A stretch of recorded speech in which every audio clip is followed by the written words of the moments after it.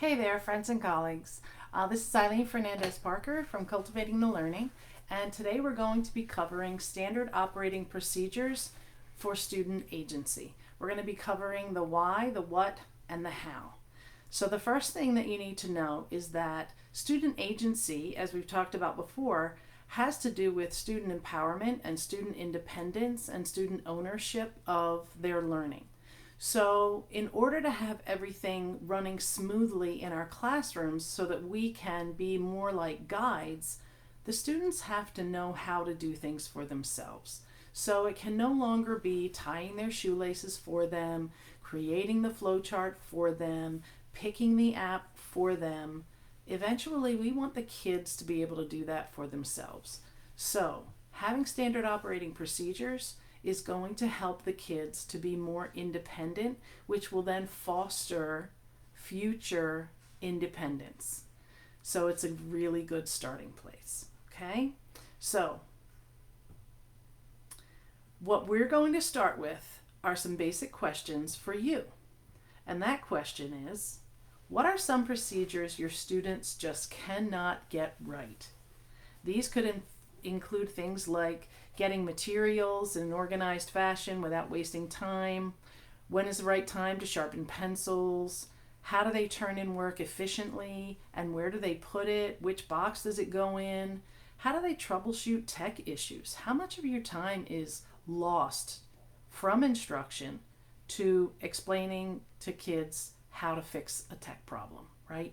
So these are things that happen over and over and over again. And if we have standard operating procedures posted on the walls or somewhere that the kids can access them, whether it's in a binder or a digital notebook like OneNote or Google Classroom, as long as it's available to the kids, then and we've practiced it with them, then we should be able to expect them to solve their own problems, right?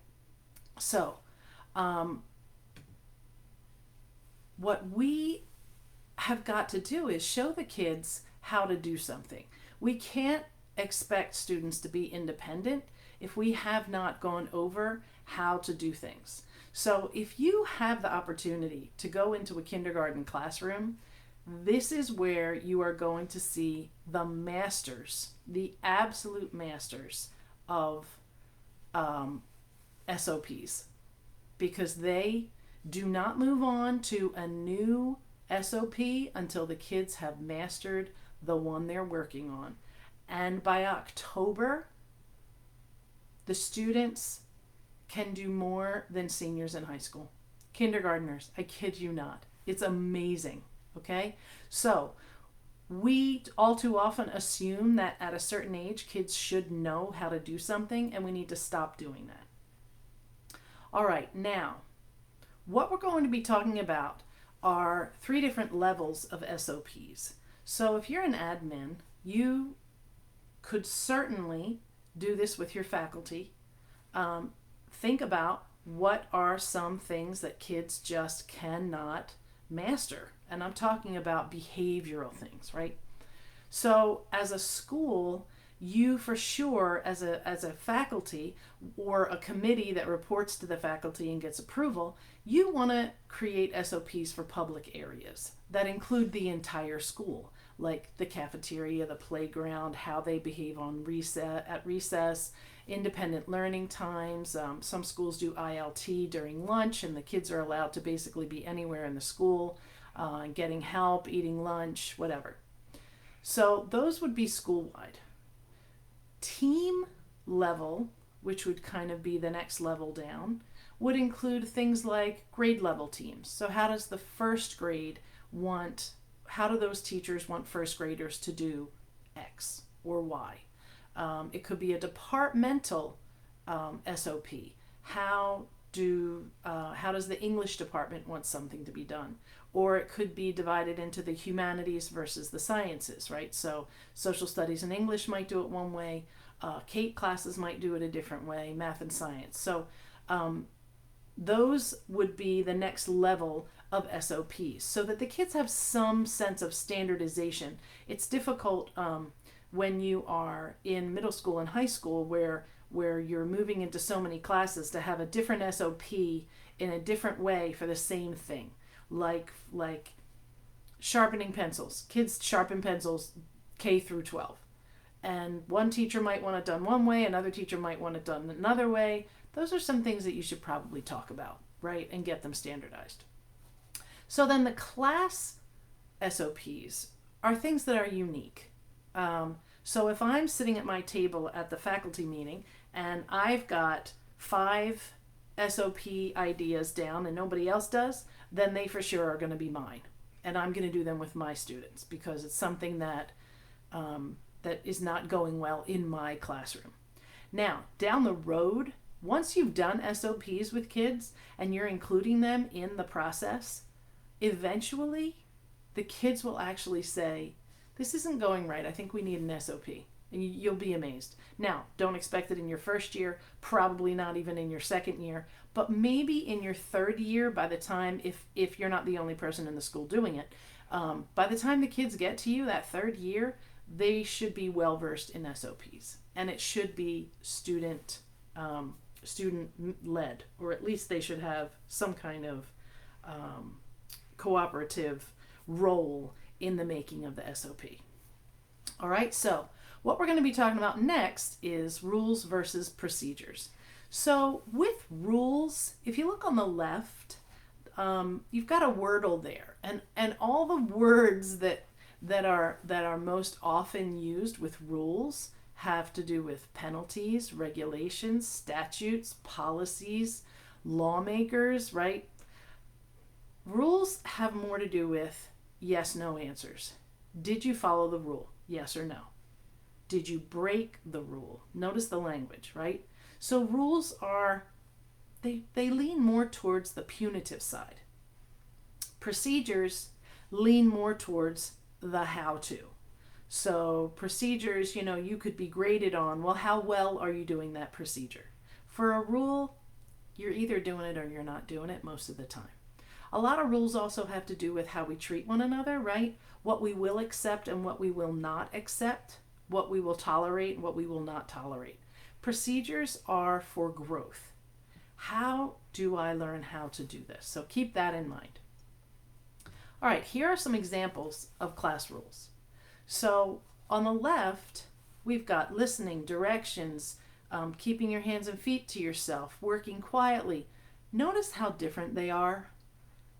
They really look like they belong more in your classroom vision or your code of cooperation.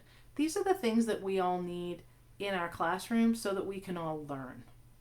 Code of cooperation has a whole different feel than class rules. When I hear class rules, I think I'm going to get into trouble.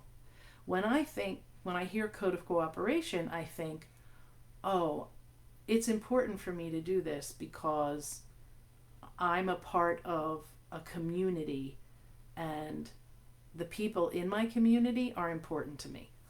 What a difference, right? What a difference. So let's look on the right-hand side. Our class rules: be kind to yourself, be kind to others, be kind to our tools, work hard, and never give up. Those are some really nice climate and culture topics.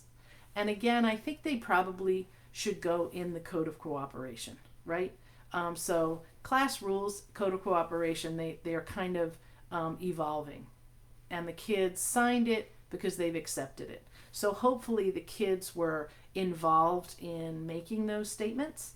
And again, I would never stand up in front of a class without having thought this through first, because as a good manager, right, you really want your students to arrive at the place where you want them to be. So come up with what you want on your list and then have questions ready to ask the kids so that it will guide them to something at least close to what you had in mind. Now, we oftentimes assume that we know what's best for our kids, but sometimes we don't. Sometimes the kids know best. So be open to that. All right. Here is an example of a process SOP. The process SOPs are the most powerful. So this is about going to the bathroom. Every teacher has an issue with going to the bathroom, right? Don't interrupt me when I'm teaching. Well, you know the answer is going to be no. Okay, so let's look at this. So do I need to use the restroom? First of all, is the teacher teaching? On the left it says yes. If so, then wait. If the answer is no, then the next question is your planner already filled out? Because that's a step, and when you walk up to the teacher, she's going to ask you that question anyway. So we're going to nip it in the bud. Is your planner filled out? No. Then fill it out. If the planner is filled out, yes, then bring it to the teacher, and then the final return in a timely manner. So that makes total sense. It would take a week and a half to 2 weeks to train any kid to get that right, right? So let's look at the next one. So here we have goal time. So this sounds like it's some kind of an independent work time where the students choose a standard that they have not mastered yet. And again, this is going to be, this particular one, the wording is in a standards-based classroom, but if you've got skills listed and the kids know what they haven't done well in, or sections that they haven't done well in a formative assessment, it's going to have the same effect. So on this one, they start at the top, choose a standard, and then they move down and they practice that standard. And then they move to the right in green. Green means proceed. And so they find an expert. So I love the language here because the teacher's not the only expert. Because if you notice, below that is the teacher. So there are people in class who have been marked as experts in that skill, right? They're not experts in everything. They're an expert in that skill, which would mean that they've already mastered the skill. So that must be posted somewhere in the classroom. If then the person has to show evidence, and if the expert thinks that they haven't mastered it, then they send them back to practice, and that's what the red line means. So the red line is do not move on, go back. And if there is no expert available, then they will go and see the teacher, Miss Proctor. If Miss Proctor says not quite, then they're going to go back and practice some more. So you can see how this is a loop. And they practice, and then they find an expert. And if the answer is no, then they practice some more until they've got it. Now, once they've got it, then they get to put the check on the chart, and then it loops back around to choose a standard. And it looks like there also is a part here for, well, what if Miss Proctor is busy? Well, then you're going to wait. And you can schedule an appointment to see her, right? So they've definitely thought this through, all right? So the next process is about solving a problem. And this is where you really can see student agency because the teacher is not involved. So but clearly this was an issue in the classroom, right? So they decided to make an SOP for this because maybe there was too much fighting or too much tattletaling or whatever. So 1, stay calm. She's got pictures there. Count to 10. Take deep breaths. Then tell how you feel and why. So she's giving them skills. She's got sentence stems. Think of possible solutions together. And then agree on a compromise. Right? Why didn't we all have this in our classroom? And if we could just get kids to do that, wow, how much progress we would have made. I think I went too far. Okay, on this one, I finished my work early. So if you're an early finisher, what should you do? You've got the question, do you have other work to complete? Yes, no. And then you work your way through the blocks. It's a flow chart. And then the kids learn how to make flow charts too because they see them so often. This one, what do I do when I need additional support? So this is key, right? And it's a little bit blurry, so I typed it out on the right-hand side. So I don't have my book. What should I do? And then ask yourself questions, and then solve the problem. My Chromebook's not turning on. Well, does it have a charge? Because usually they're dead. That's the problem, right? And if it does have a charge, then you're fine, or it's some other problem.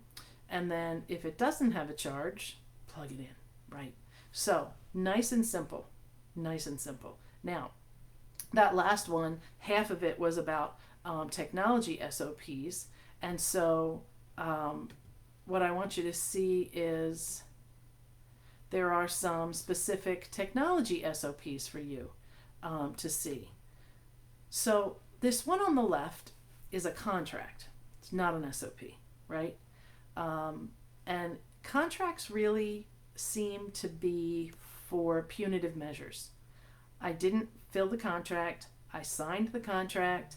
Yes, I did. I knew I was supposed to do this, and I didn't do it. So now there's going to be a consequence, i.e., punishment. Right? Um, a lot of schools do this first, and you're just asking for a fight from the parents, because they're gonna argue somehow that it was the teacher's fault no matter what. So I would, except for like damaging and having to replace a device, I probably wouldn't do a contract. So if you look on the right, these are more SOPs. And notice the SOPs are focused on one topic, one task. How do I use my device? So I'm going to keep it safe. I'm going to carry it with two hands. I'm going to clean my hands before I use it. I'm going to use it only for learning, and I'm going to keep food and drink away from it. Notice there are no negatives here. It's not what I'm not going to do. It's what I am going to do. So that's definitely a plus. So you've got your contract versus your SOPs. We're going to look at some more SOPs now. So this one has 2, 4, 6, 8, 10, 12, about 15 points. Probably too many. So it starts with hold with two hands, hold it like a book, hold it from the base. So clearly this was done with the kids, because these are the things that the kids were brainstorming. So if I were to do this, I would probably brainstorm on one sheet, and then I would categorize, and then I would redo a nice one on a different sheet, because 15 is just too many. There is a TED Talk by, I believe it was John Hattie, and he said, think of your phone number. And then when you think about your phone number, do you think about all 10 digits? No. You think about 3 digits, 4 digits, because you chunk. People, that's how people remember things. They chunk. So you need to have categories here, so that they can chunk, or just put them together into one statement. But don't be too wordy. That's important too. Okay, this one is clearly from a teacher who has been in the trenches.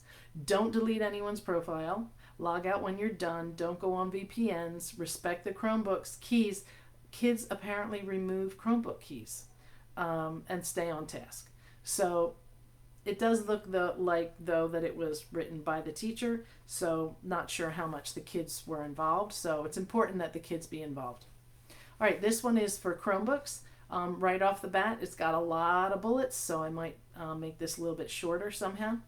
How to carry it, don't eat or drink around it, stay on task, don't put things inside it, don't toss it. That's a good one. Keep it closed while walking. Sometimes kids will carry it from the holding onto the monitor, not the best way. So you're going to add things to this as you see kids doing things they're not supposed to do. But you want to make sure that you are including the students in it. So you might have the students write it, add it to the chart. It should really be a living document. So, if you say, okay, we all know not to toss the Chromebook, you can just cross it off. And the kids will see progress. So that's a positive as well. All right, so let's look at some of these SOPs and decide what we like or don't like about them. Right off the bat, you might think, too many words. You're right. So you've got cleaning hands, no liquids, be gentle, do not carry, follow directions, sleep at warning. So these are all technology SOPs, right? They probably don't need all the words. Once you've discussed it with kids, older kids know what each of these means. So I might just get rid of all of the descriptions underneath there. Student involvement, it doesn't look like it. It looks like the teacher made these and put them all together and posted them on the wall. So those are some things that I would probably change right off the bat. Okay, these two on the left, it's got 1, 2, 3, 4, 5, 6, 7, 8 bullets, and they look like they are lived. Like the third from the bottom, do not clear browser history, right? Use only school approved tools. Treat carefully. Carefully put away in number order and plug in. Okay, so these could have been written with the students. We can't tell. Some people write that neatly their first time. And it is clearly just all about iPads. So it's not rules, and they are definitely telling them, well, except for the do not clear browser history, everything else is in the positive. So that's good. Okay, on the right-hand side, using our classroom iPads. This one looks like it was written by the teacher. Maybe the kids didn't have any say. She maybe went over it first day of class. It also looks like it's got like a teacher pay teacher link at the bottom. So this could have been something that somebody found on the internet, printed out, and threw up on the wall. So that's not advised. The kids have got to be involved. From middle school on up especially, the kids care more about what their peers think than they do about what the teacher thinks. So when the peers are all talking about it and they hear their peers say, you know, I can't stand it when people don't wipe off the iPad, or I can't stand it when people don't plug the iPad in and then it's dead and then they steal mine, you know, that goes a long way. So it'll save you a lot of time. All right, here are two more. I'm not going to go through them in depth, but the one on the right is a before, during, and after, which is interesting, and it's third grade. So those are some of the things that third graders have to be reminded, and